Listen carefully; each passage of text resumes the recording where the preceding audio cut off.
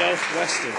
Mr. Speaker, Conservatives are forcing unemployed Canadians to take jobs at lower wages and engaging Canadian workers in a race to the bottom.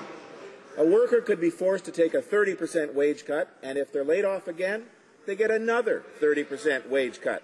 Conservatives are putting Canadians into a downward spiral of lower wages and reduced eligibility. Will they agree to base future EI claims on the worker's original wage? Honourable Minister of Human Resources. Another factual question.